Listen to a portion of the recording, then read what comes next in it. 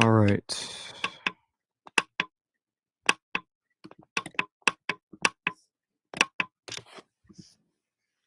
Testing. One, two, three. Testing. Shalom, everyone. Shalom. This is the first live stream of 2022, and we actually have a guest for the first live stream on the show, and his name is Rabbi Harry Rosenberg. You can give the audience your credentials to know like how to contact you, and when it comes to how you started your career, just give them a little bit of a breakdown. Well, I really appreciate that. Thanks for having me. It's a big honor to be here. Anyone who wants to contact me, they can reach me on my personal website, which is basically a timeline of different things that I've done, spoken about, or got involved in for the past 10 or so years at rabbiharry.com.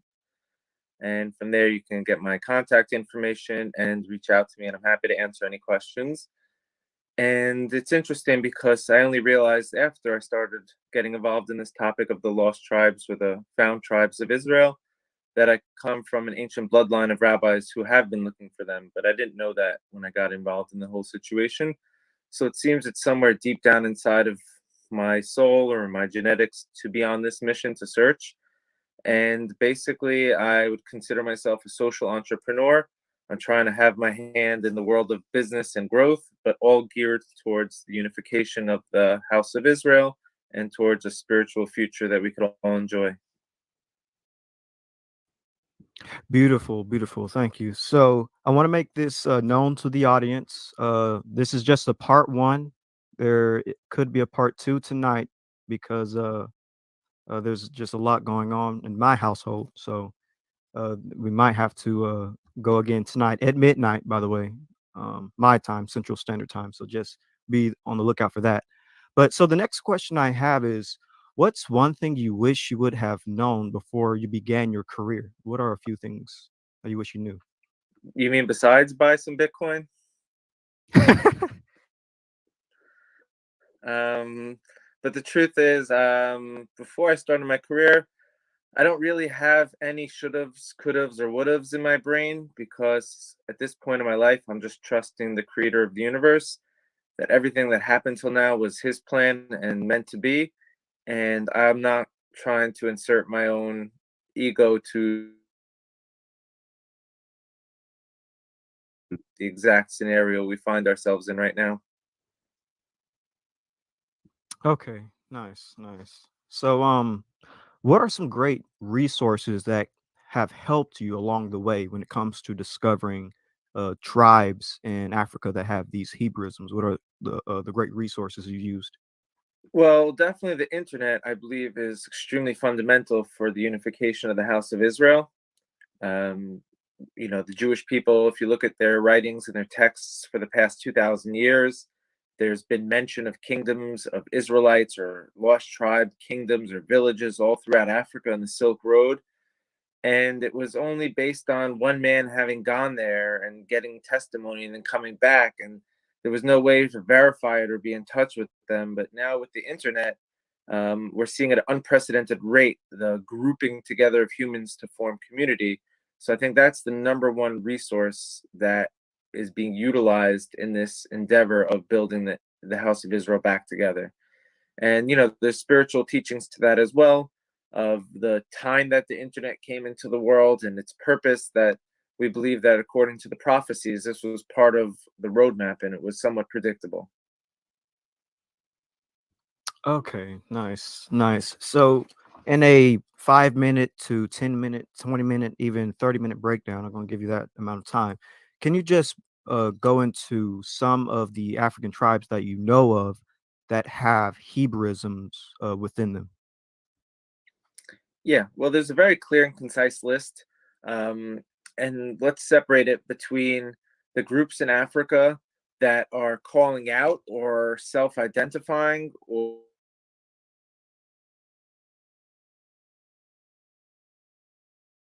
hear me now. I can't hear you now. Yeah, it did cut out for a minute. It might be my If I'm on internet. my phone, so if someone calls me, it like presses pause. It's crazy. But basically, what I was saying, there's certain groups that have an identity, and there's certain other groups that would seem to have Hebrew customs or traditions, but they don't have any desire to be Hebrew, connect to Israel, or to have that claim or identity. So first, let's just discuss the tribes in Africa that say they're from the house of Israel with customs and traditions. And the most obvious or the clearest one is the Ethiopian Jewry, who are already back in Israel, who've gone through conversions. It was written hundreds of years ago, and 500 years ago, and 1,000 years ago that there was a kingdom of Israelites out there in Ethiopia. Ethiopia probably has one of the oldest exile Israelite communities on the planet today. And so that was just the first one that we could bring up. Really interesting.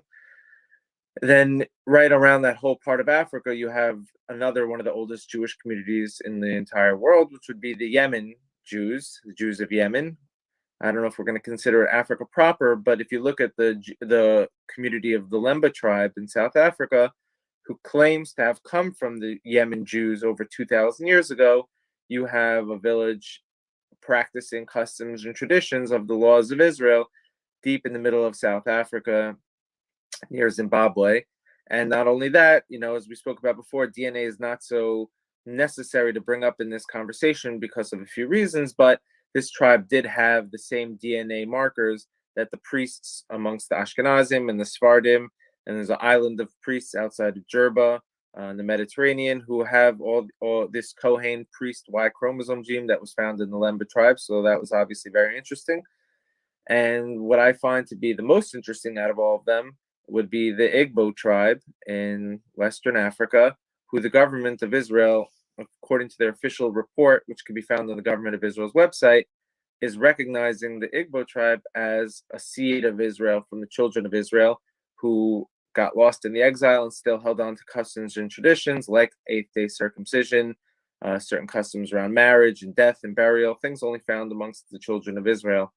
So the Igbo is probably the largest tribe in Africa that is today currently identifying as being from the house of Israel. Even though you do see a lot of other potential Israelite customs in the Western countries of Africa and the Ashanti, native speaking cultures, but you also find a tremendous amount of things that would not be found amongst the people of Israel, like the carving up of skins and drinking of blood, and the worshiping of foreign gods. But at the same time, the children of Israel went into exile already sinning thousands of years ago, worshiping other gods. So it wouldn't be surprising to potentially see their descendants doing the same thing thousands of years later.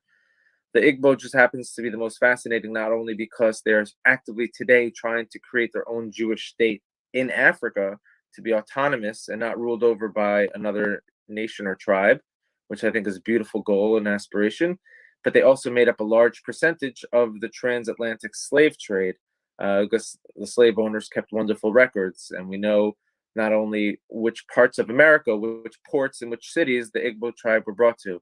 And now fast forward 100 years later, there must be Igbo blood probably in 80 or so percent or more of the African American population.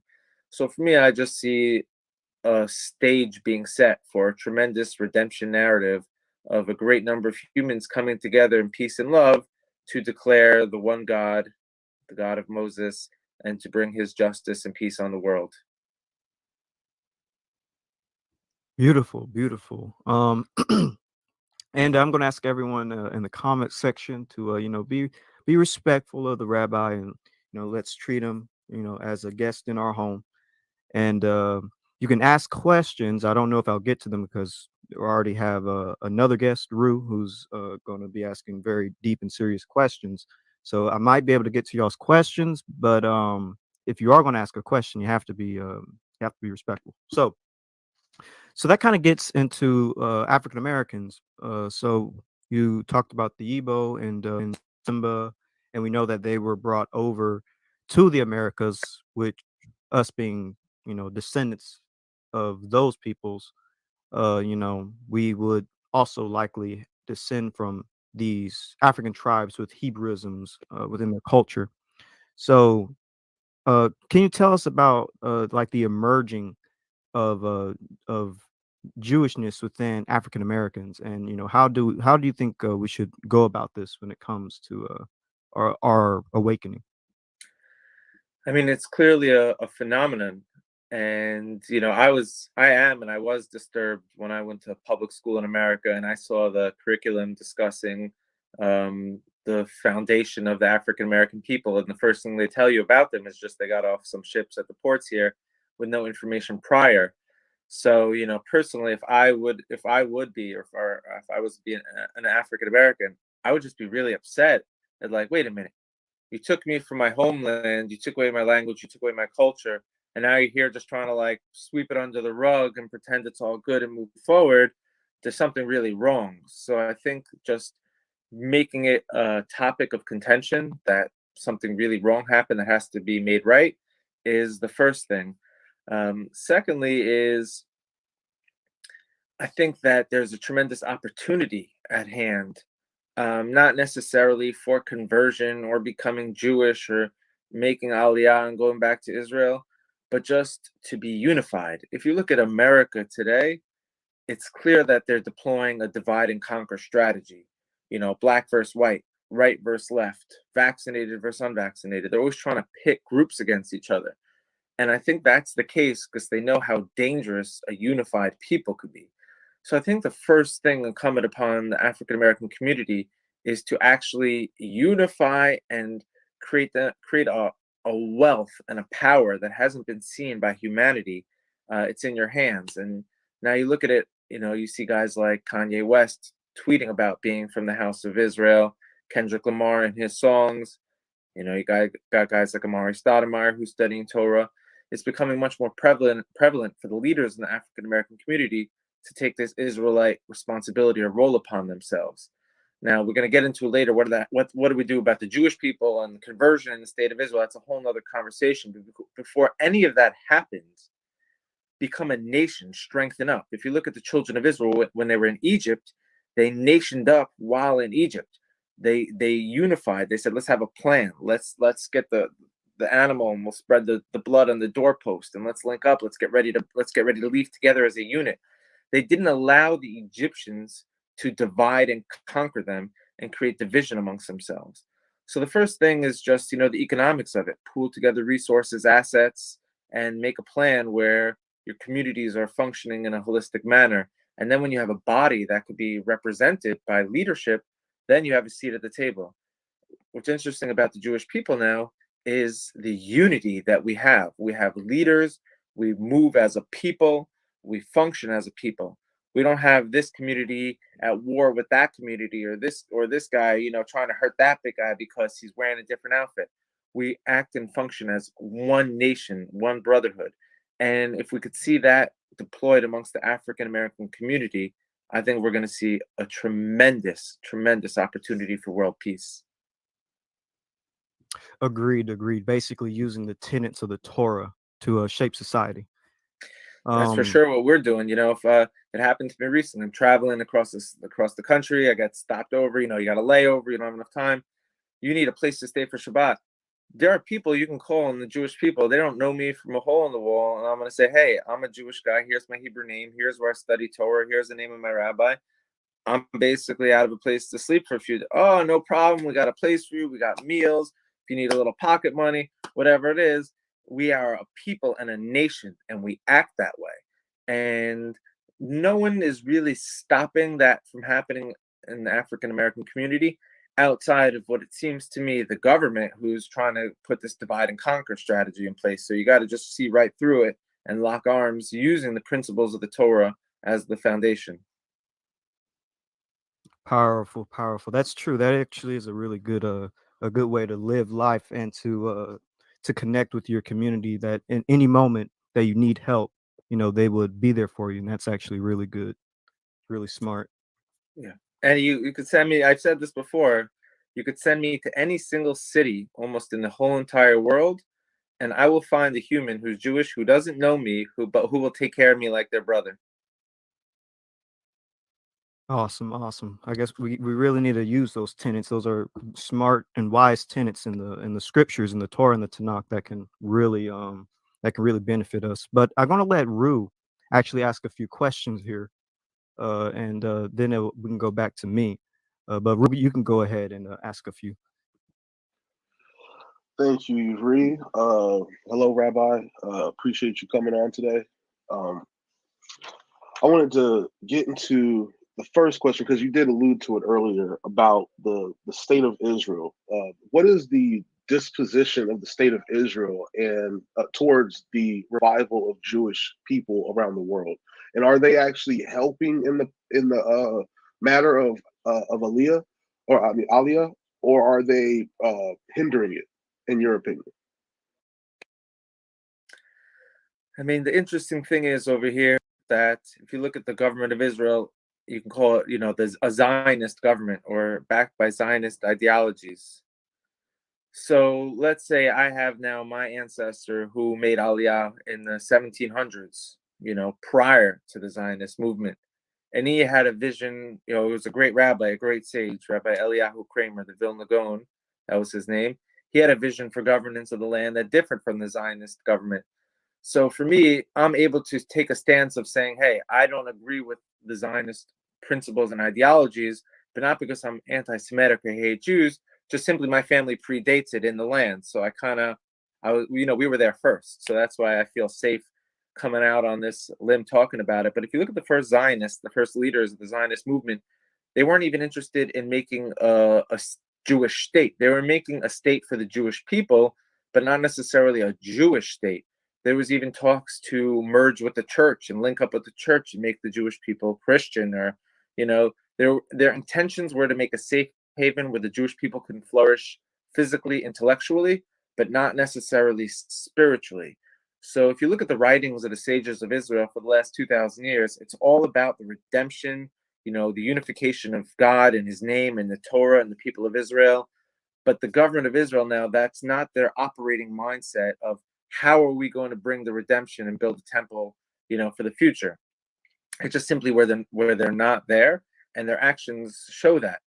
So now that you see all these people around the world trying to, come into the fold and saying, hey, we have the seed of Israel, whether it's in Afghanistan, in Kashmir, south of China, in the Burmese jungles, or in Japan, or throughout Africa, or in South Africa, or South America, or wherever it is, you don't see the government of Israel necessarily coming and saying, wait a minute, we have an opportunity now to create a global family. They're kind of saying, hey, we have an opportunity to make people Zionists or Jews or supporters of the state of Israel. And for me, I think that's, it's obviously not what it's going to be in the future. And it's a dangerous thing. So the government of Israel today clearly isn't looking to bring everyone back in. But at the same time, it's a little dangerous because if you look at the numbers of the people today that identify as being from the House of Israel, it's over 100 million people. Just between Nigeria and Afghanistan, you have 100 million people who say they're from the House of Israel. The Jewish people today are like, what, 15 million or so? So obviously there's going to be a situation where 15 million can't take on 100 million, because then whatever those 15 million people preserved for these thousands of years of the exile will instantly get lost and swept away. So I think that most of the Jewish people want the redemption, see a stage being set for the redemption, but absolutely have no clue how to go about such a great unification of such a large amount of people. And I think most people are just deferring and waiting for a figure, a Messiah, a messianic figure to come, make sense of this all, weave it together, and create something that we can all move forward on that doesn't change the laws that were preserved over the 2,000 years by the descendants of these Judeans still in the land, but also the opportunity to link up with 100 million people to make a movement.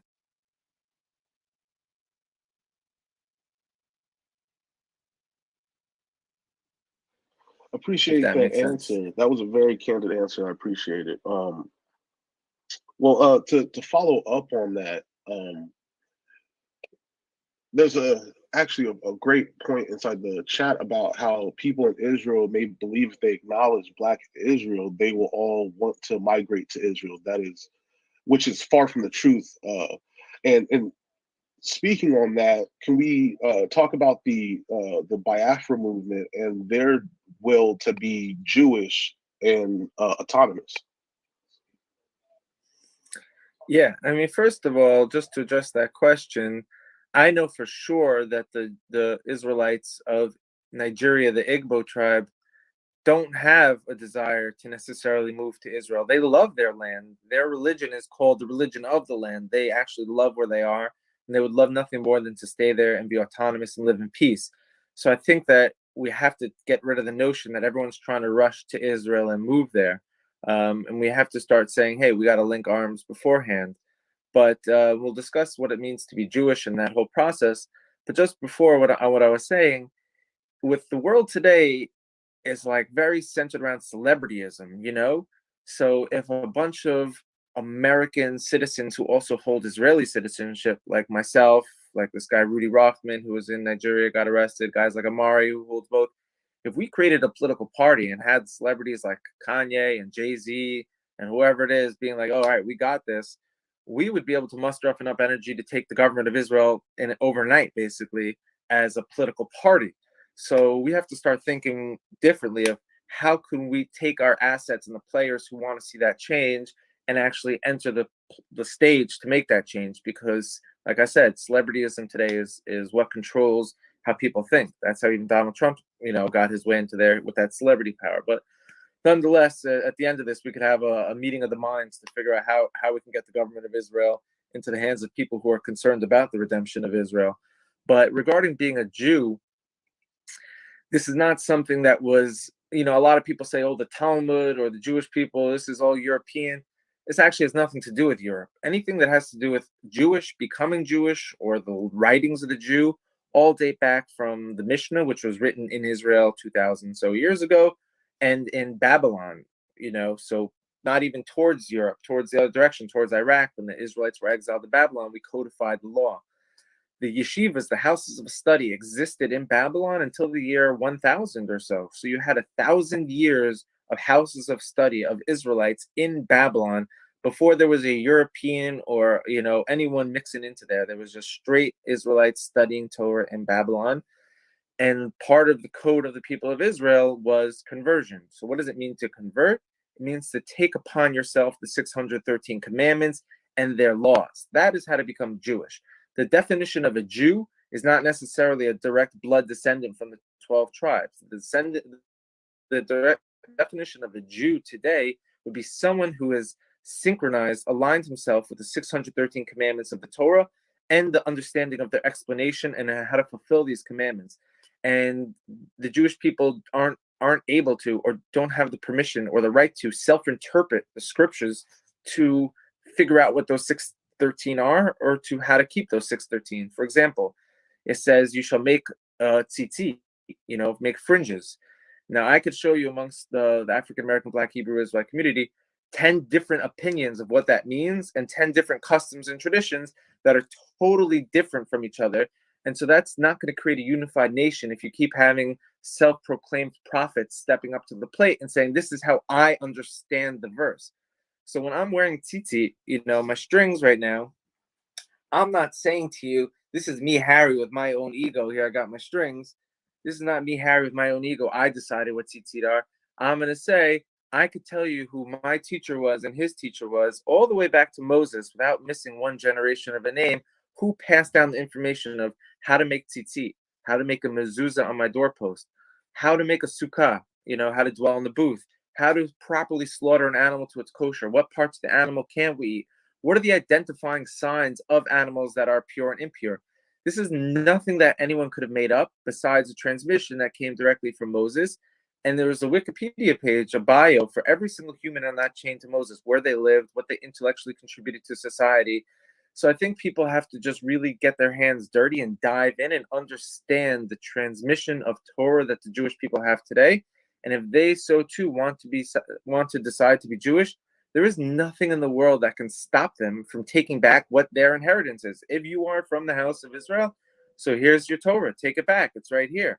But to come and say, no, I'm going to take the 5 books that you preserved throughout this exile, and I'm going to create my own little club and self-explain what the laws are. That sounds beautiful, but you're never going to scale to become, a great nation from that. You're going to have your own little community that won't be adaptable to other communities. Like when I travel around to the world and I'm in other Jewish communities, we have the same prayer book, the same laws. We have a unified system that's international. So I think that it's incumbent upon the African American community forgetting to say, like, I'm not trying to pitch you to become Jewish. That's not my agenda here. But whatever you do, make sure it's a unified system that actually makes sense and is not man-made by a human living today.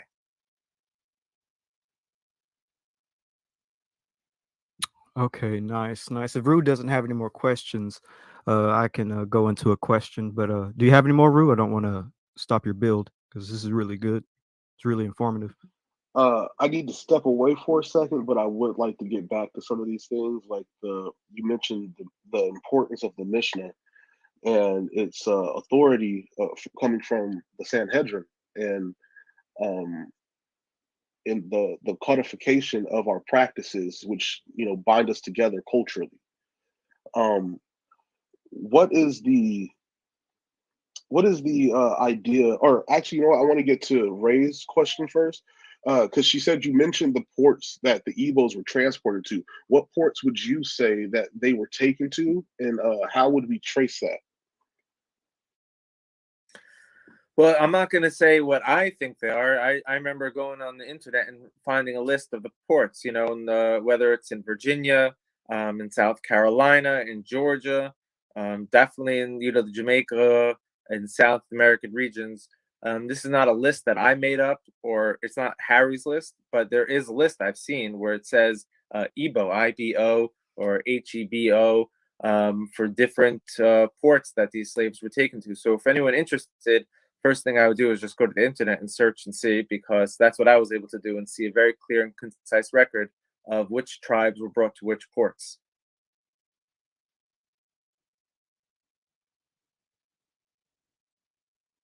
Nice, nice. Okay. And Rue, do you have any more questions, or should we go on to the next part? Because if you have more questions, I can let you keep asking. Because this is a really good build. Actually, I do have one last or actually, it's a two-part question. I wanted to pick your brain about Sanhedrin 94A, if you're aware of it. And I also wanted to ask you about the ideas of conversion and naturalization, and the ideas of residency versus citizenship. Okay, so what was the first question?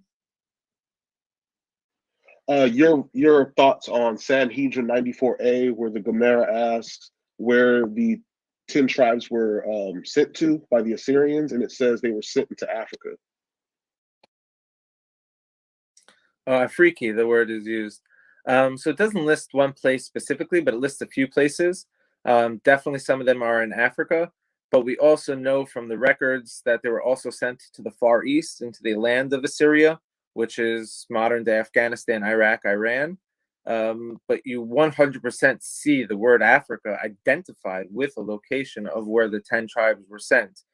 But if you look, the Talmud is never saying anything exclusive. They're not saying 100% of the children of Israel were sent into Africa. They were saying there were people from the 10 tribes who did go into Africa, because you see elsewhere they speak about people from the 10 tribes going into the Far East. And the way the Talmud works is there's always seemingly something that could be a contradictory statement to something else, and then the Talmud comes in and say, no, they're actually complementary. Just because they were sent into Africa doesn't mean they also weren't sent into the Far East. But you are 100% right. In the Talmud Sanhedrin, written thousands of years ago, we do see a record that the tribes of Israel were sent into Africa, as well as through the writings of Josephus, who speaks about that as well. But there's 100% clear evidence that they were all throughout the Silk Road 2,600 years ago as well.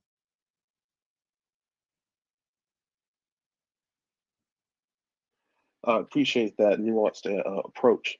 Also, the follow up questions are: if once we have this knowledge of self identification and we take on these practices, what does the conversion or naturalization process look like, and what is the difference between residency and citizenship in Israel, if there is one?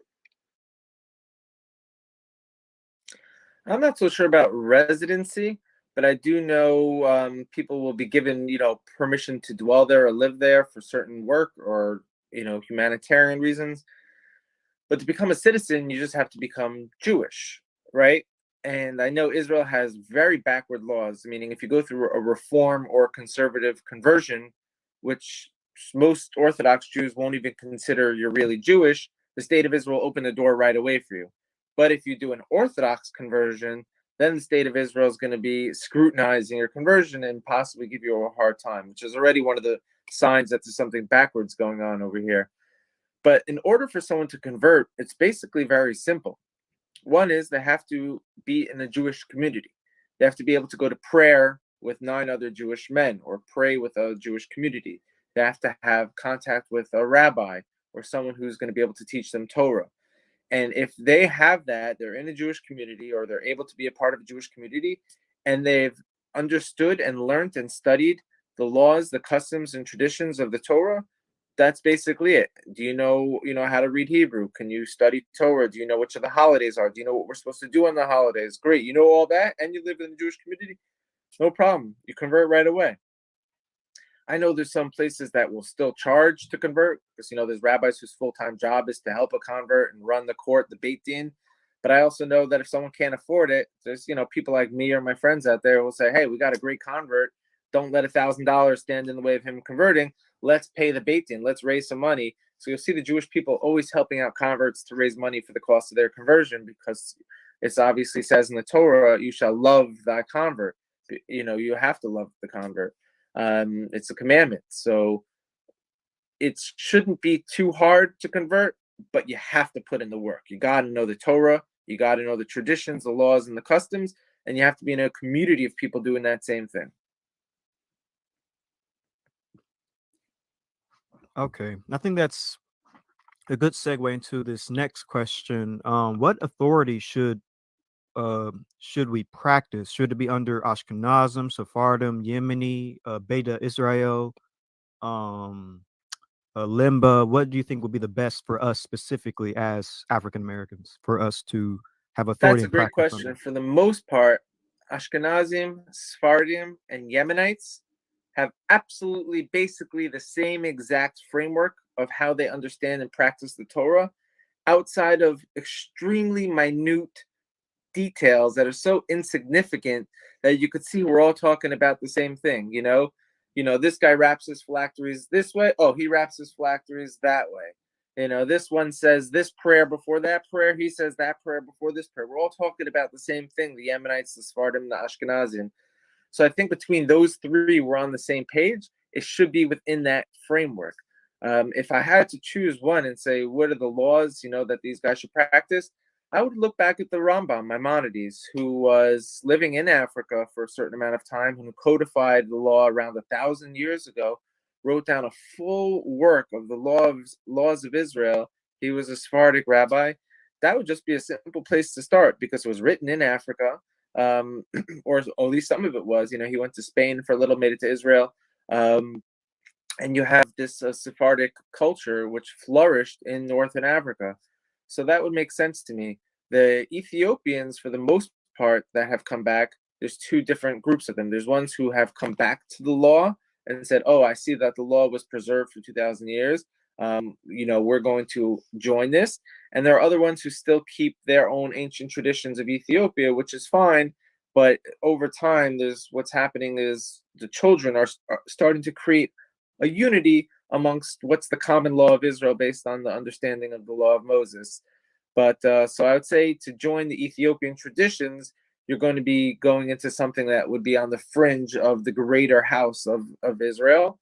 And I'm not an expert even in what the Ethiopian customs and traditions are necessarily, but I could tell you that the Ashkenazim, the Sephardim, and the Yemenites, and the Mizrahi from Iran, they were from Spain, Yemen, Iran, and northern Russia for 2,000 years and all came back with the same exact system, laws, customs, and traditions.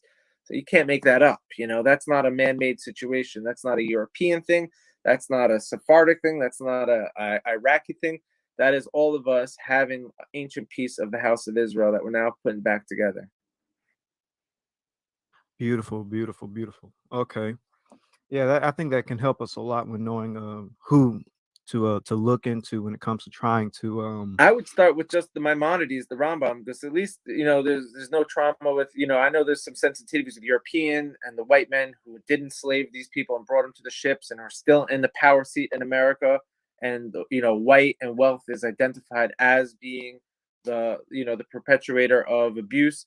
So until we figure all that out, let's leave Europeans off the table. We got our law from Maimonides, the Rambam. That's Rambam, who lived around 1,000 years ago, and simplified the Mishnah into code and law that we could easily follow and practice, written in from Africa. Nice, nice. I have to do a video on Maimonides and Rambam. You said. Yeah, I mean, there's other people that we could look into, but he was just. They say there was no one like Moses to Moses. His name was Moses Maimonides. There was no one. Moses ben Maimon. His father was Maimon. That's why they call him Maimonides. But they said there was no one like Moses to Moses, meaning in the year 1000 in the current era or around that year. He did what Moses did as far as making the Torah accessible for all of Israel. So the Rambam said, you don't need to break your head over the Mishnah or the Talmud anymore because I wrote it all concise for you, laid out very clearly. Nice, nice. Okay. So the next question, I guess not really a question, but statement. There's a lot of people in the comments talking about DNA. Do you believe that DNA is important, or should we just look to the customs and the culture? Of course, everybody's going to have their own views when it comes to DNA, but this is a free country, so y'all can keep your views and stuff. Everybody in the chat and on the panel, but I just want to hear your thoughts on DNA, if I it's think important in or the not. future, as we advance in technology, it will be extremely easy to reverse engineer the Israelite diaspora through DNA. So you're going to have an app on your phone where you'll be able to see Abraham, Isaac, and Jacob, and literally a tree that branches out throughout four corners of the world, where people today will be able to 100% with certainty identify as being on that tree and that bloodline. I think it's going to go way beyond Africa into the Silk Road, into the Americas, far out into the northern tips of Russia. It's going to be all across the world, as the prophecy says, these DNA remnants of the ancient people of Israel.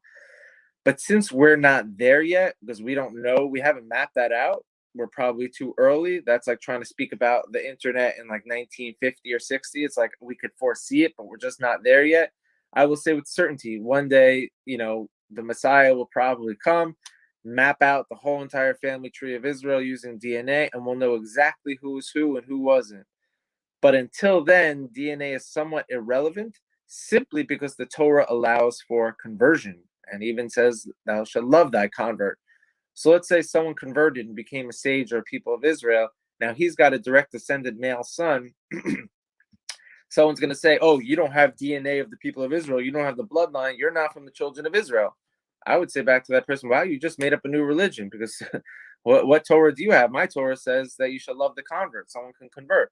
So how are you making this an exclusive club about bloodline only? It can't possibly be an exclusive club about bloodline only without taking away from the fact that we will one day map out the descendants through the bloodline. And just a heads up, I got until my part two. I have about 5 or 6 minutes left until we got to pause for part two tonight. Okay, I'll let Root take on the last question, and then we'll sign off, and we'll meet back up here tonight at around midnight Central Standard Time. But Rudy, have one last question, or we can just sign off right here. Oh, we can sign off right there.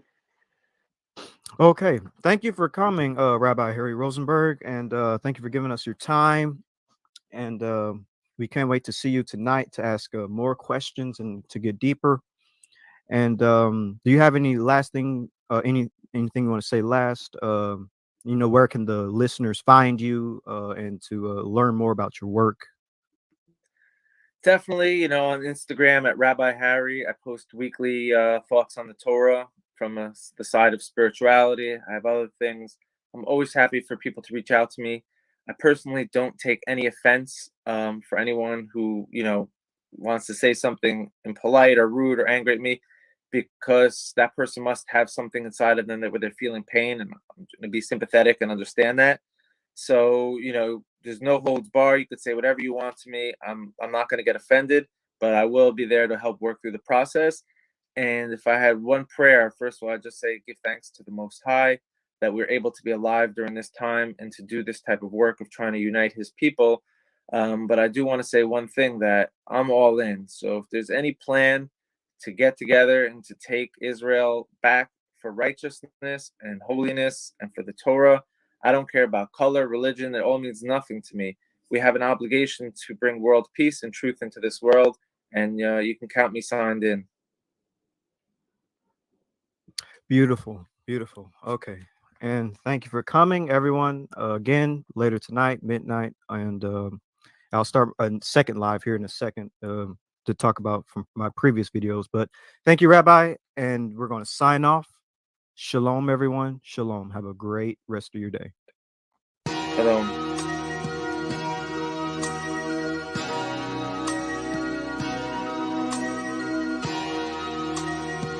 I like the way this feel, yeah.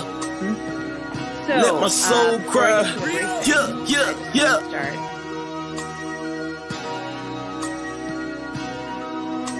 Minister, we gonna speak from the heart on this one. I'm performing lyrical funerals, no obituary. I killed your boy and brought him back to life, pet cemetery. My anointing not based on attendance at a seminary. Scarlet witches, they attracted to the visionary. Everywhere I go, I bring the word with me, missionary.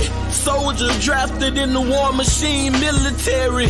Pay attention, what I'm saying to you, legendary. You got the demeanor of a front desk secretary. That mean you take the calls, but you don't make the calls. That's why you hate, cause ain't nothing fake about me at all. Now I dare you try to say that with a straight face. My delivery in tip-top great shape. I'm too advanced for you, light years, space age. No evolution for you cavemen, stone age. I'm a thoroughbred, rock solid. I came from the bottom to the top, rock climbing. I grew up in the hood, pros and cons. That's that full court pressure when the amalanche roll out the stretch. Why can't you see it's not logical? And you live diabolical. Boy, your point of view smaller than the hair follicle molecule. This for all of them that follow you, smoking all of them barbecue. When I pull up, your voice don't correct itself with no auto-tune. I got a whole nother level that I can enter whenever I gotta deal with the devil. I pick a whole nother method. I hear a whole lot of yapping. They wanna see my reaction. Really out here in the community making it happen. I don't really think they understand the dilemma. They ain't looking at the man in the mirror. I can't say it any clearer. The plan is very simple. It's time to start playing in the temple. Before somebody come and put the can on your temple. Reaching like a baby with his hand for the nipple. The Grand Reaper coming with his hand on the circle. Hit the van coming with a ram with it. When the van come and get him. I am so glad that I changed up. Made it out of where I came from. Watch for the slide and the hook of the slow ball, fastball, and that change up. That ghetto lifestyle, it changed us. Go back to visit, it ain't changed much. Only difference is now the way that my brain process information. And Satan, but after my license, day one, let me say something. Only reason that I'm still alive today because God's grace is amazing. Just another raisin in the sun. Dream deferred when things occurred. Now you getting served right on the curb like a lemonade stand. I just gave you the benediction, let the whole church say amen.